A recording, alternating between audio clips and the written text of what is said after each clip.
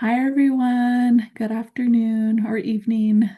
Thank you all for joining us for our third webinar of the Supporting Your Scholar series. We'll go ahead and get started. Just a brief background. Monique and I work with the American Indian College Fund, and we provide a Higher Pathways grant to about 60 high schools or organizations that serve Native student populations in high school.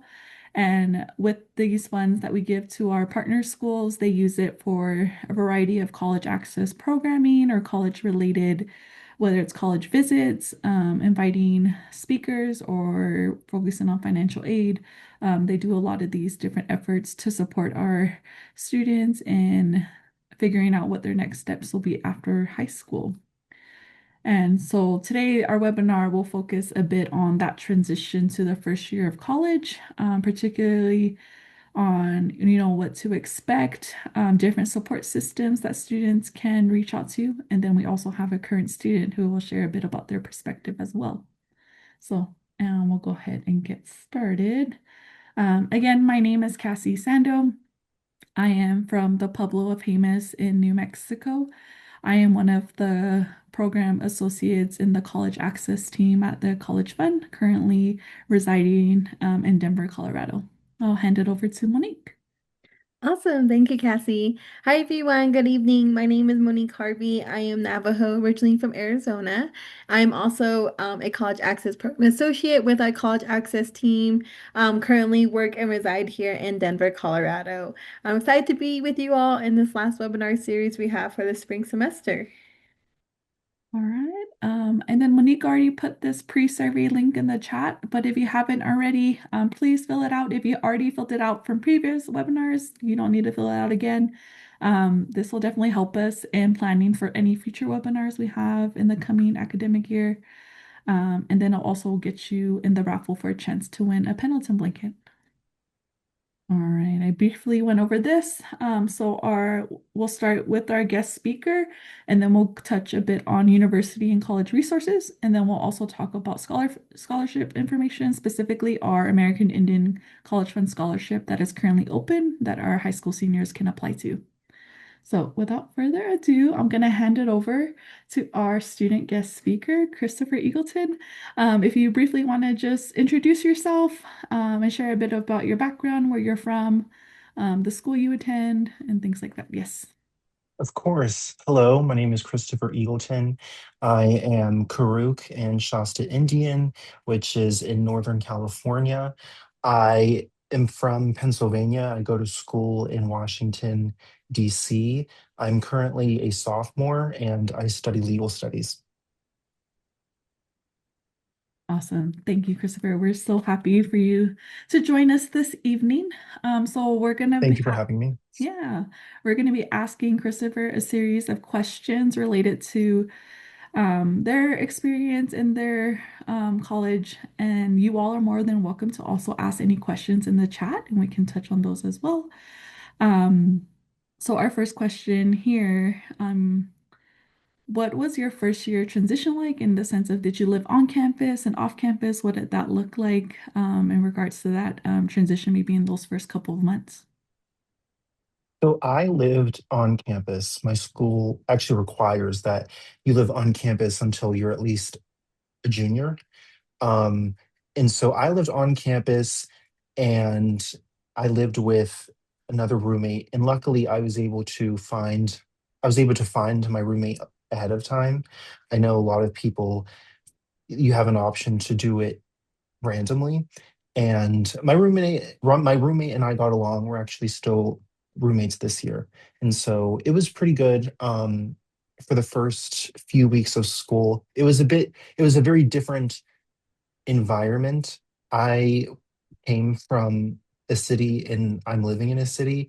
And so I imagine that that experience is a lot different if you're coming from a more rural area moving to a city or vice versa. Yes, thank you. My next question here is, what emotions did you experience during your first weeks of college? I was, I would say that I did feel homesick at times. I think whenever you for the first few days you're very pumped up because you're living alone for, I mean, most people it's their first time living alone, and it was very nerve-wracking because I mean, I didn't know anybody, but I was also comforted by the fact that nobody else knew each other.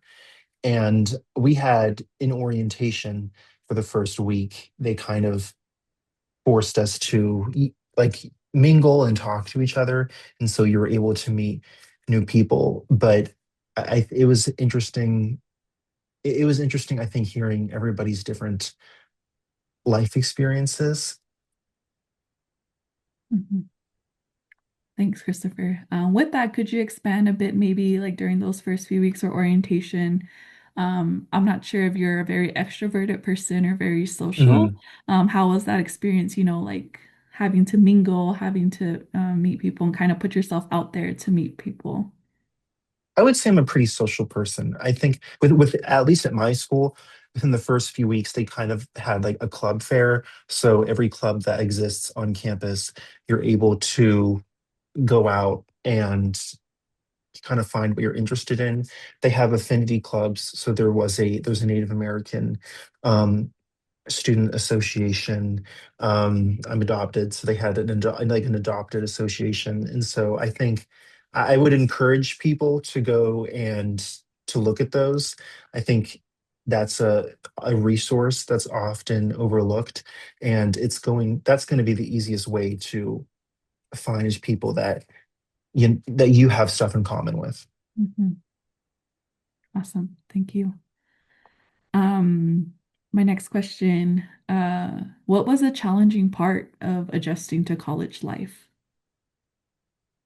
I would say I would say meeting people who did not have the same lived experience as I am. I think I went into college with a very particular experience, and some people will go in perhaps with a bit of an edge, and I think it's easy to compare yourself, but I think it's important not to. Yeah, I think I know a lot of people, especially a lot of uh, new native students who perhaps are going to a city that they've never been to before, and they're comparing yourself to other people who, you know, perhaps they have a experience that made it easier for them to, um, get an internship or something like that. I just think it's important, and I would encourage you to just support your scholar and to, let them know that that they aren't alone in their own lived experience, and that I think it's important to value who you are instead of treating it like a negative thing. Mhm. Was there any challenging parts in adjusting to like the academic aspects of college? And how did you I would navigate s- that? I would say yes. My grades, weren't the best in the first semester. It's all very new because it's not structured. So you of course create your own schedule, and you are responsible for yourself. And unlike high school where, you know, it's very, very structured and you have people telling you what to do. Um, Also, the class, you don't necessarily have as many classes. And so because of that, that is also a big adjustment. A lot of it, I think in my experience, a majority of my time was doing work rather than being necessarily in classes. But because of that, I think it's important to utilize office hours. I know a lot of people aren't necessarily the most extroverted and don't know what to say. But I think just talking about perhaps something that you found interesting in class, or just even emailing them if you don't want to talk to them in person, I just think I, I was very comforted at the end of the year knowing that I had professors who, had my back. Mhm.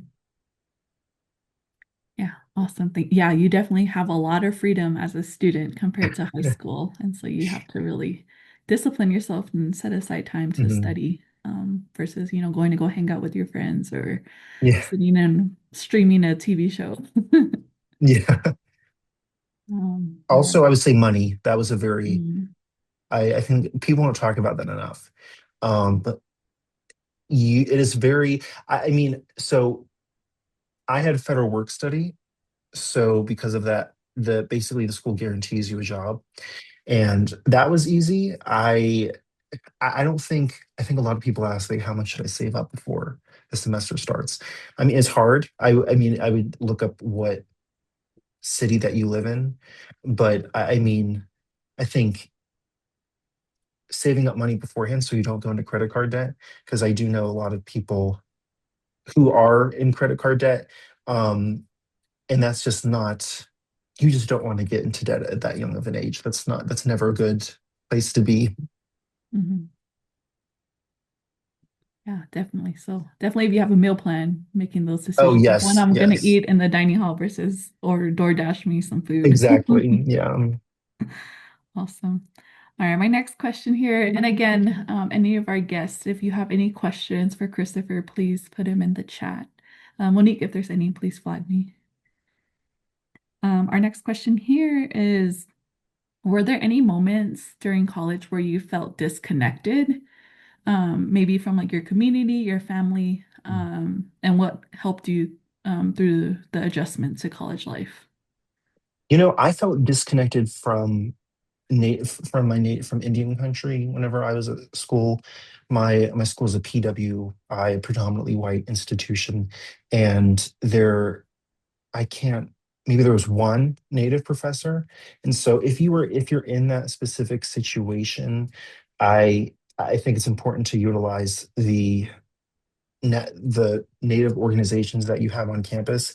And if there isn't one, I think you definitely can talk to administrators about kind of pairing up with other native students on campus.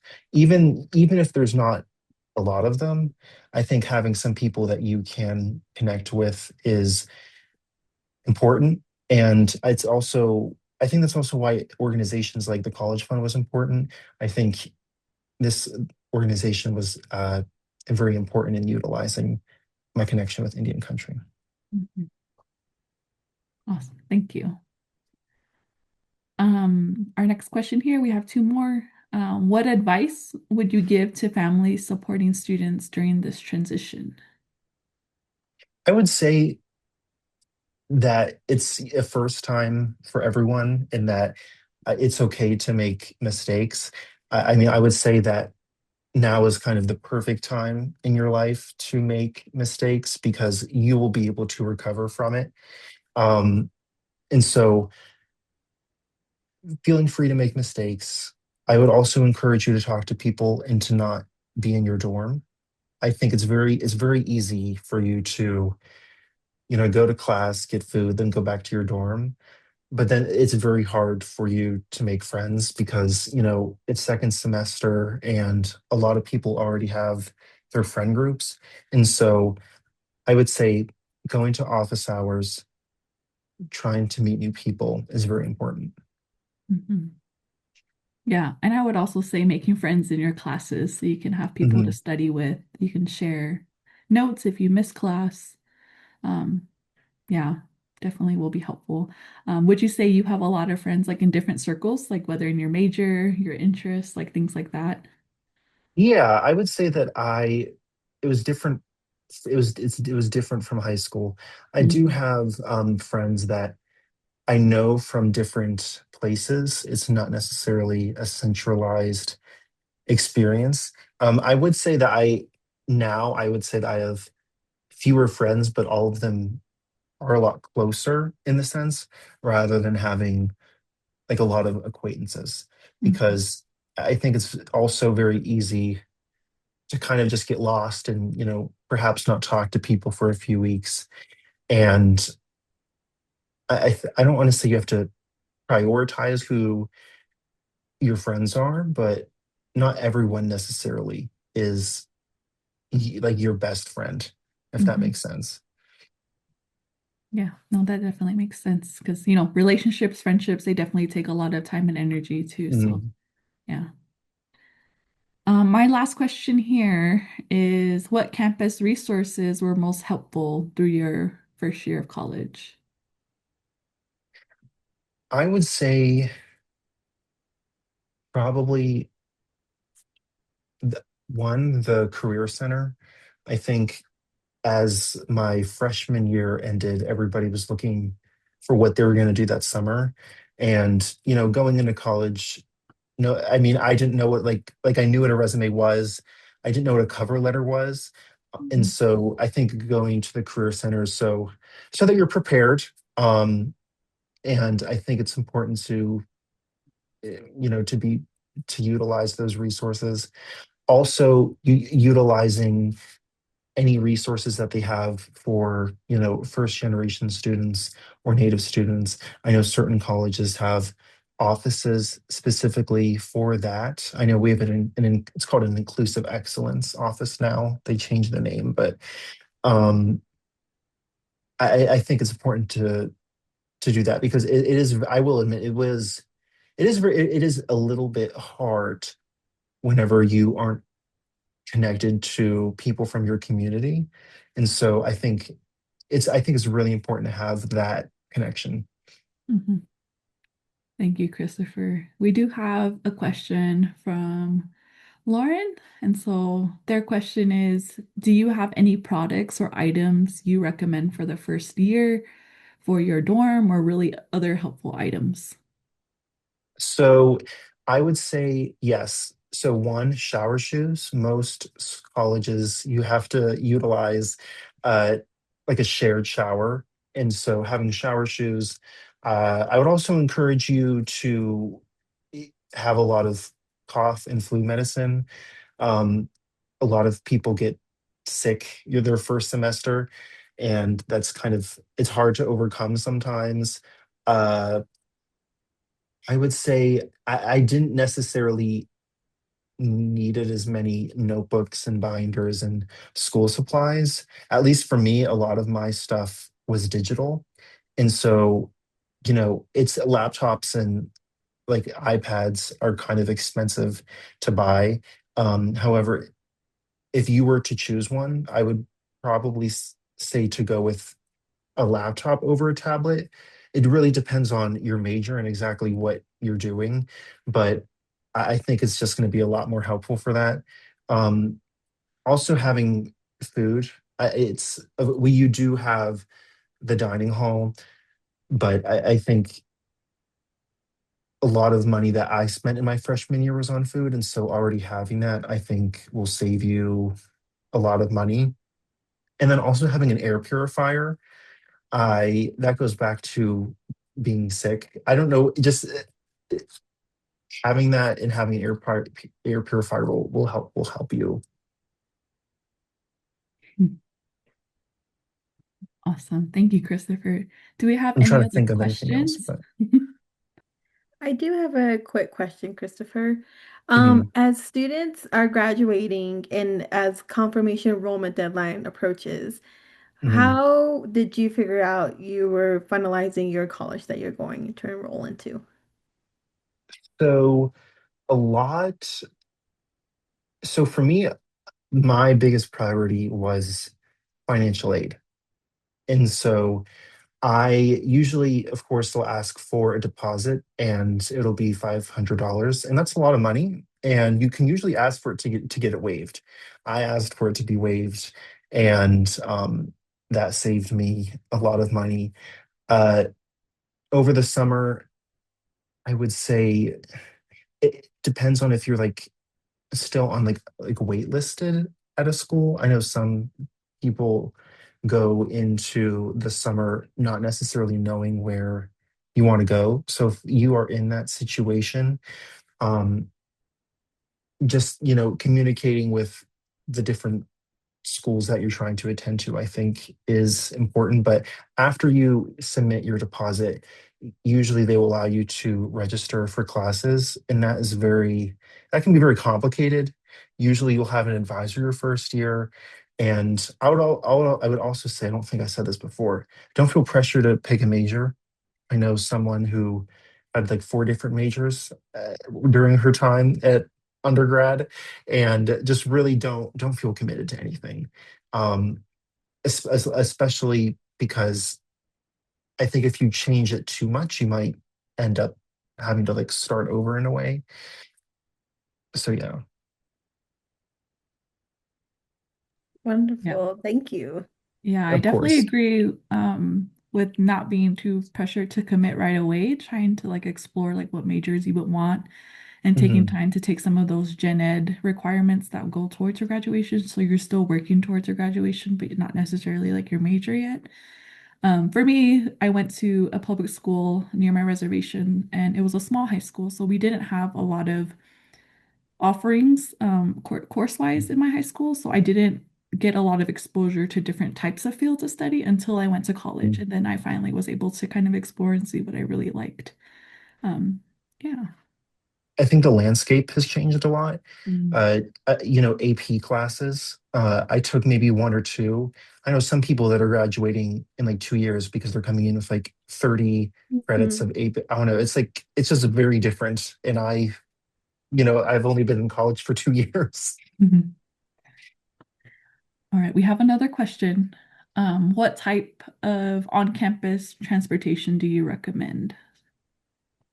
For us, we had a shuttle. And so I had to have a conversation with myself about whether or not I was going to save up money to buy a car. And for me, it just didn't make sense because I lived in an urban area. But if you do live in a more rural area, I think it is worth considering. Yes, of course, cars are a lot of money, but I know my brother went to a more rural school and there isn't as much public transportation. If there is, I would utilize it as much as you can. But that I think that's something that you'd have to consider. What they have on campus. Usually they'll have something that'll go to, nearby grocery stores. Um, and if there is public transportation, use it. Most schools they'll give you that for free. They'll give you like a bus pass. But if you don't have any of that, um, I might consider purchasing a car. Mhm. Yeah. Also, if you do live on campus as a student, but buildings are kind of a ways away, there's also the options of bicycles, which I know a lot of Mhm. students also utilize. You just have to definitely buy a lock and make sure you lock it Yeah, everywhere you go. or the scooters Or the Mhm. scooters, I was gonna that say. they have now. I think to add on for that as well, I know some universities and colleges, they have a system where, depending on the year of status in school, you'll get a parking pass. Hmm. So one example is like a university I know of, they have seniors get a parking pass first priority. And then as you go later on down the lane, um, first year students don't necessarily have a lot to pick from. And usually a lot of good spots of parking are taken over. So in addition to that, you also have to consider the parking costs for a parking pass, and those can be a good amount of chunk of money asked on students. So it's also good to save up for it, maybe after your sophomore, junior year, if you plan to bring a personal car to a university campus. But as Christopher mentioned, a rural area may not necessarily you'll definitely need to utilize your own personal car, but in most urban areas, there's a lot of great alternative transportation like scooters, bikes, bringing your own bike, your own scooter. You'll be surprised how many students are very creative and what types of alternative transportation they build. Awesome. Yeah, well, thank you so much, Christopher, for your time. So if Of anybody else, course. someone had a question about what a single wheel thing, I'm not sure what they're Yes. called. A wheel. I don't know what they're called either. I've seen them on college campuses. Do you know I what think they're it's called, Christopher? yeah. Oh, I know what she's referring to. I don't think people use those anymore. But also, I mean, I would say that the scooters and stuff, they're not the most safest device because, if you're on a bicycle, um, you're wearing a helmet and everything. But I mean, I don't know. It depends. I mean, I would just say to be careful because I definitely do know people who have used scooters on the road Yeah. and have gone to accidents. But Another thing to add is making sure that he's lit up, especially at night if he's going across campus. Mhm. There's lots of crazy drivers on the road, so making sure your son is well Yes. padded up and has light wear on his tires, on his helmet, anything that can distinguish him from traffic. I Or have seen the mhm, type of transportation you're talking about. I don't know exactly what they're called, but like Christopher said, just making sure he's mhm. taking safe procedure and if he wants to bring that to campus. Also, healthcare and accommodations. I forgot to talk about that. I have accommodations, and I know for me, I would talk to your school's accommodations office. They're required to, by law, give you those accommodations if your doctor says that you have it. And then for healthcare, because I went to a school that was not from like the state that I was a resident of. And so it was very complicated getting my prescriptions. And so I would definitely think of that ahead of time because if you're going to school out of state, sometimes they will require you to pay like a health insurance fee, which is like $2,000. And that might not be a lot to some people, but that was a surprise to my family whenever I found that out. So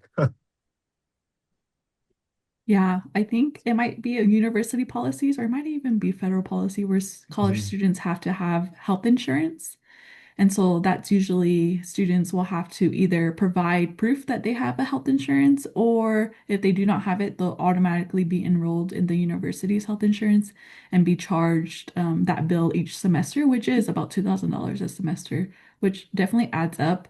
So definitely keep an eye on the email because you can waive it. You just have to Mhm. prove that you're on health mhm. insurance, whether you're on your parents or sometimes like if you're on the state's I'm Medicaid. assuming Mhm. IHS would Yeah. count. Yeah, if you're on the state's Medicaid, Standard. I think you can waive it that way. If you go to like your local IHS, I believe if you get a letter from your IHS, that could also suffice to waive health insurance.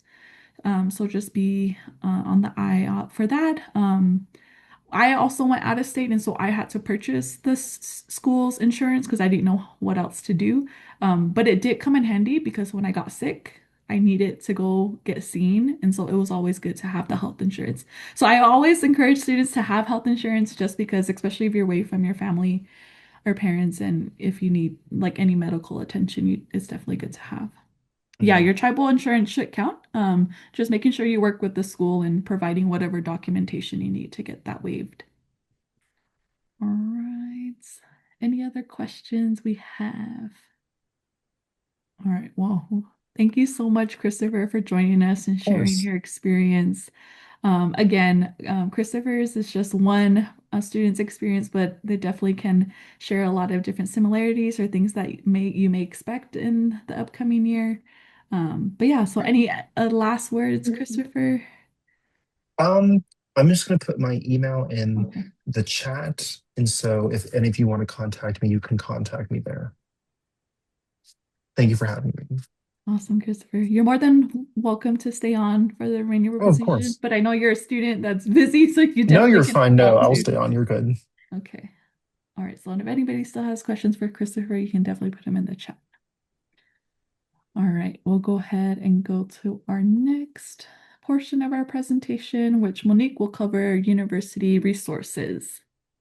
Yeah, thank you, Cassie. So, this is more so a quick recap, more visually standard, based off of what Christopher has shared with us. As you can tell, he touched in all of these areas that has supported him in his journey in college.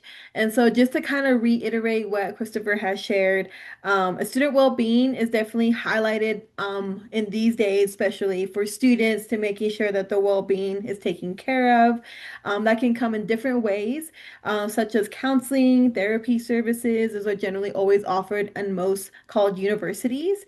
And then, like we alluded to earlier, the insurance portion is always generally shared by the student and parents, and it's usually one of the many first steps students will need to confirm as they're beginning their semester at a college or university. And I know just a quick tidbit to show in here, some college and universities, they offer free sessions for students. They can offer up to 5 to maybe 10 sessions per semester. This varies across the board, so all colleges and universities vary differently.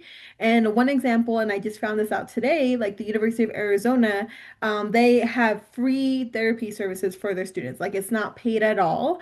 It's so I love that for our students. They need someone to talk to, someone to help them in their day to day, just to readjust themselves and then reground themselves in their journey. So I love that these services are available for a lot of college and universities.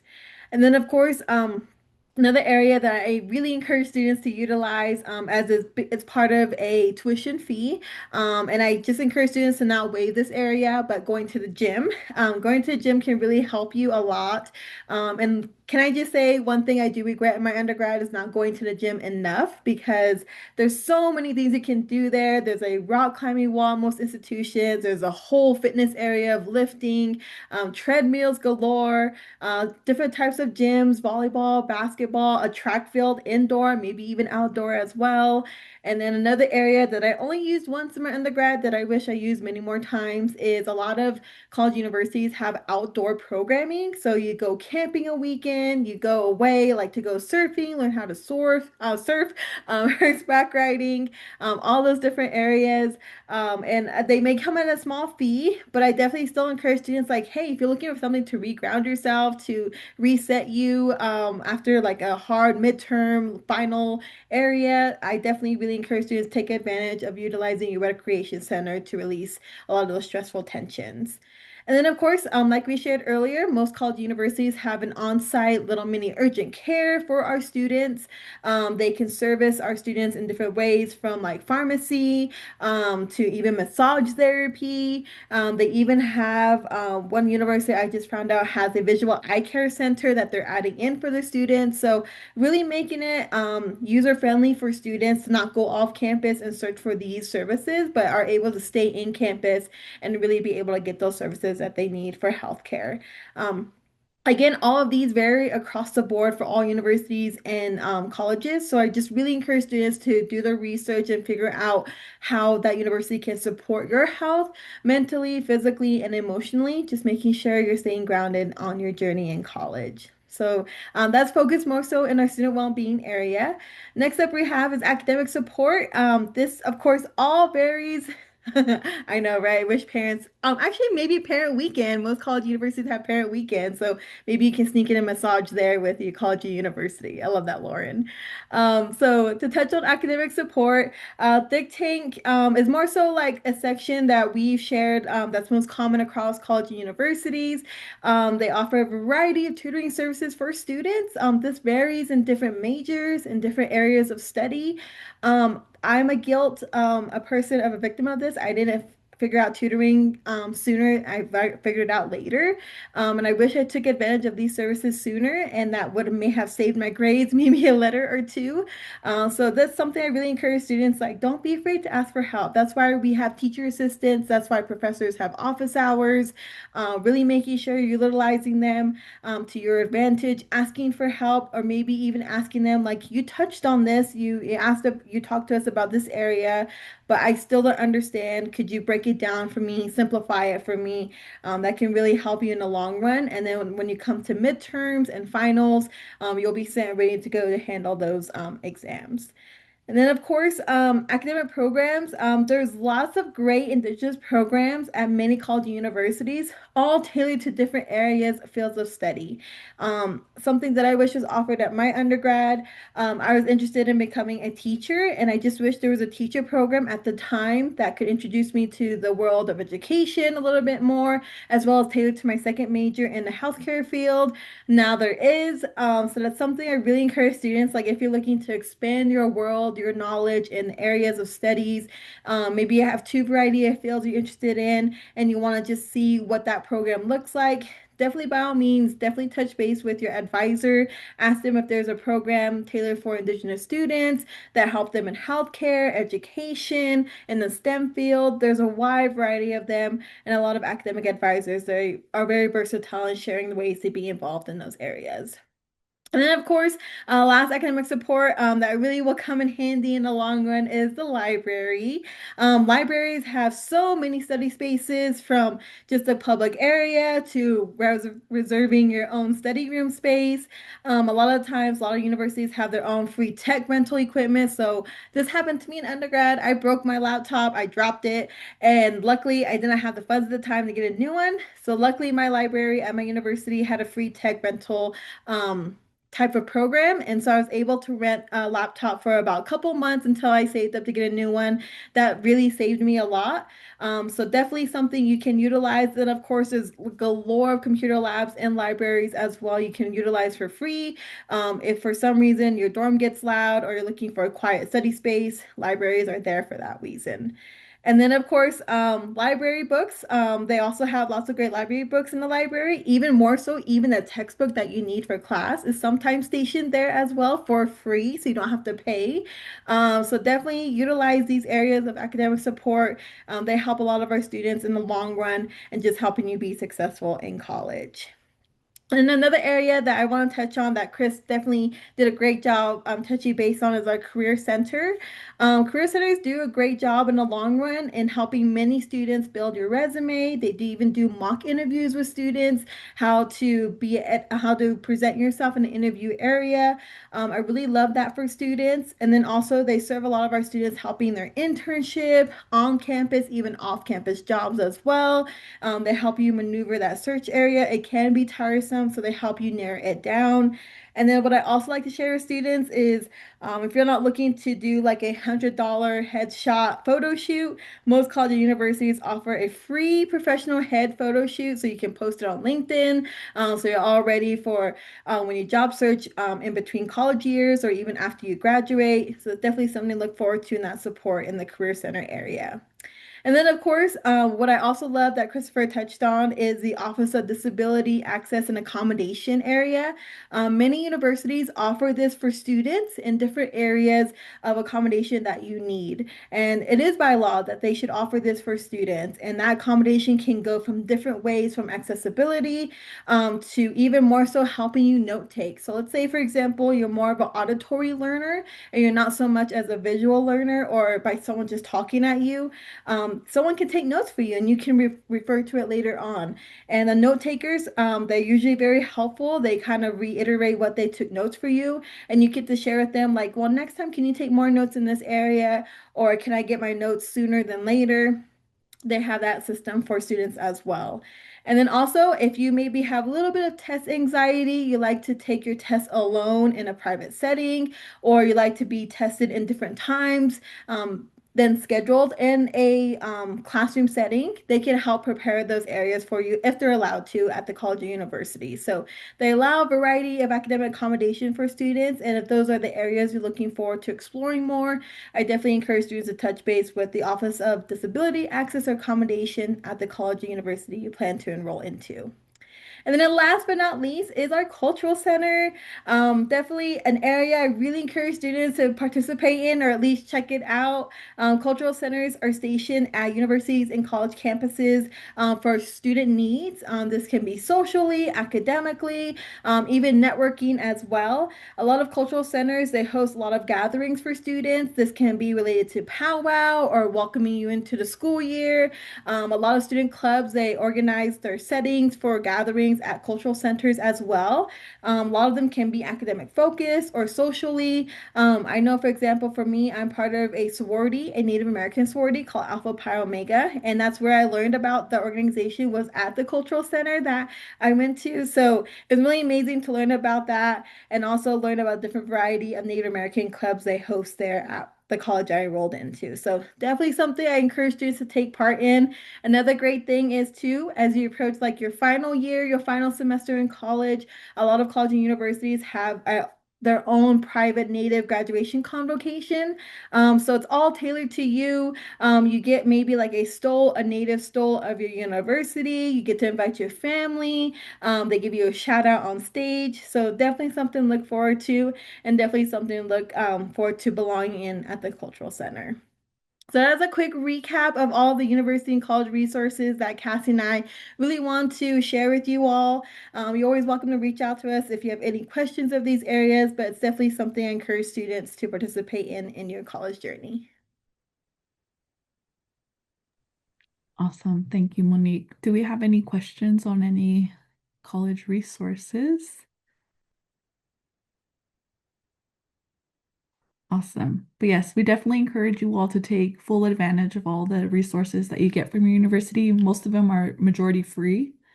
So definitely take advantage of all the things they offer. All right, so our next portion of our presentation, we're going to touch on the American Indian Fund Scholarship that is currently open and students can currently apply to. This is a visual of where all our scholars study, and so maybe you can find Christopher's little dot.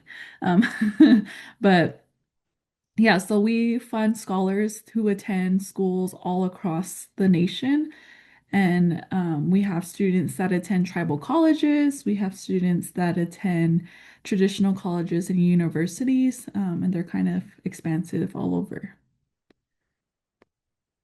Our scholarship opens annually on February 1st, and it closes, or the priority date to apply is May 31st of each year. This is kind of a 1 year academic scholarship, so you would have to apply every year. But yeah, so there's still time to apply for this upcoming academic year. In addition to the scholarship application, you would also provide a copy of your high school transcript. But if you're already a college student, you'll just need to provide a copy of your current college transcript, proof of your tribal enrollment or descendancy, and then a semi-professional photo. And so for our seniors, if they have a senior photo that they can upload, if they do not currently have any photos, students can take a photo on a plain background. We just kind of don't want any group photos, especially where we can't really decipher which student is applying, or any really heavily filtered photos as well. The eligibility criteria for our scholarship, our students have to be enrolled tribal member or a descendant of one, full-time enrollment. They'll have a GPA of 2.0 or greater, and they'll submit the application by that May 31st.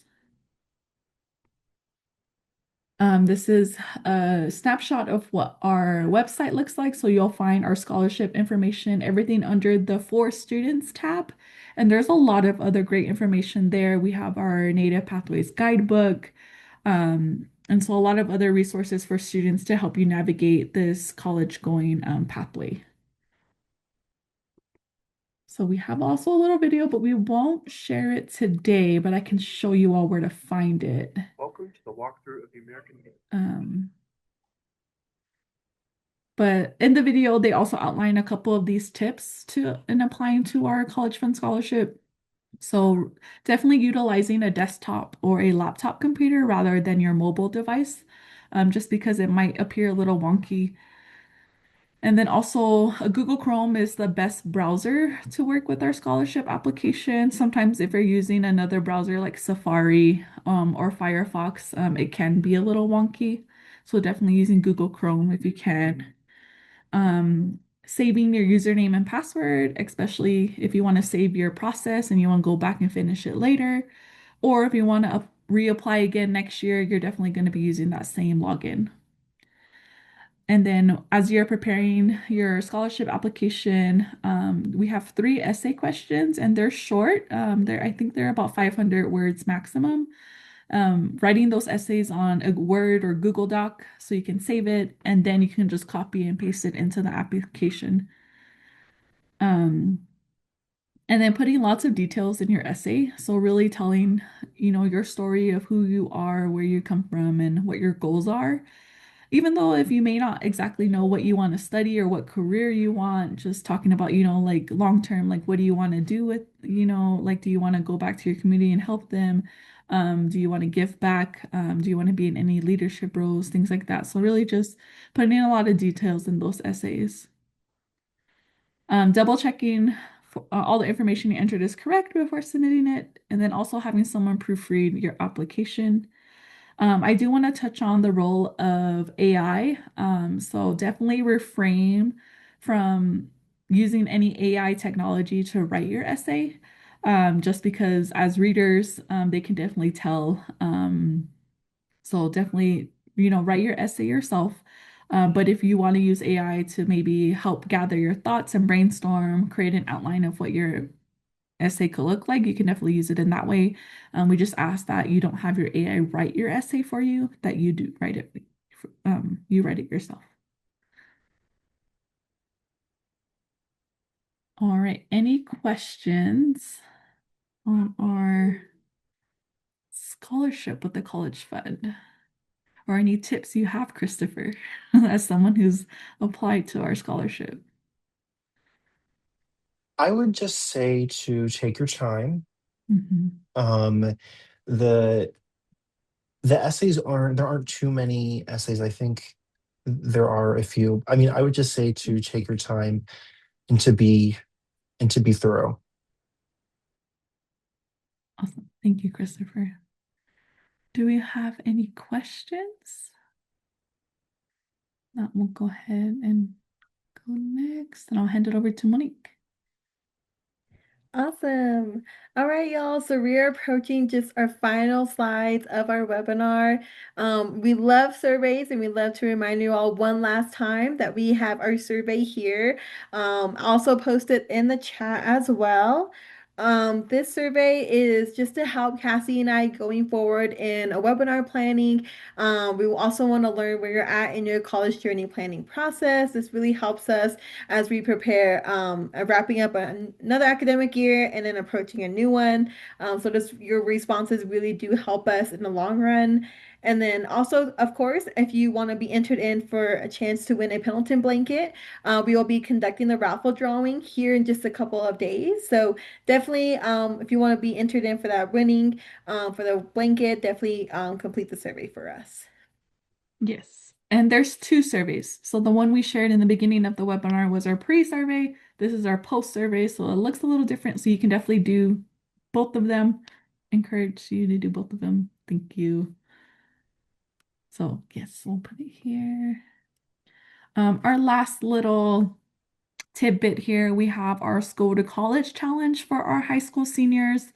This is a challenge where students can complete 3 tasks. So the first one is to submit their FAFSA application and upload a confirmation, apply to our college fund scholarships, and let us know 1 or 3 colleges or universities they've applied to, and then submit this Google form to enter into the challenge. And then once we review them, we'll send them a $25 gift card to their email. And then they'll also be entered into a larger raffle for students, which will have like Beats headphones, AirPods, JBL speakers, and things like that. So if you have a current student, definitely encourage them to join our challenge. Yeah. But with that, we'll see if you have any questions. We're all here to answer any questions.